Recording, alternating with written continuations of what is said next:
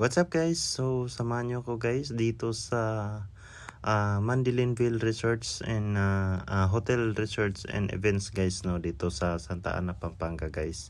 So share ko lang guys bago ako kung paano ako nakarating dito guys no. So from Manila guys, sumakay ako ng 5-star bus papuntang Dauma, Balacat guys no.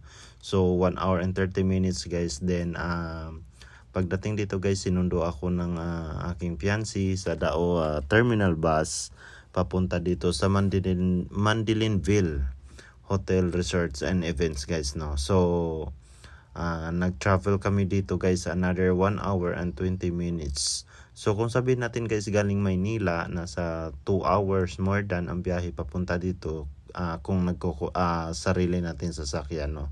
So dahil nag-commute ako Pampanga at sariling sasakyan naman papunta dito ng aking fiancé, pinagdadrive niya ako guys no. So yun na nga guys, at dito nga kami sobrang comfortable guys kasi dalawa lang kami as in literal ng aking fiancé guys no.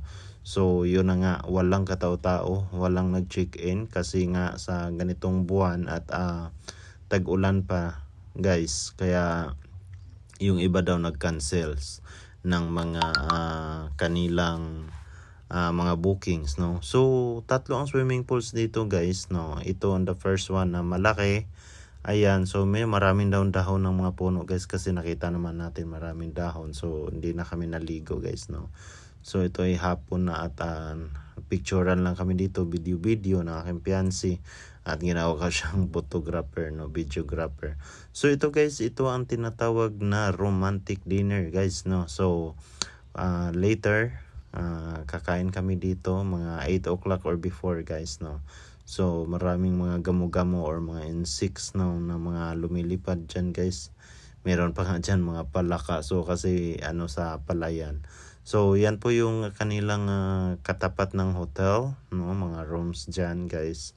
At solid naman, maganda naman. So ang akin kasi guys na rooms ay customize ang aking paggawa guys no, kasi may mga pa-surprise pa ako ng mga ganap sa aking birthday late celebration ng aking fiancé guys no. So kaya ako binoking dito para dinala ko siya dito guys no.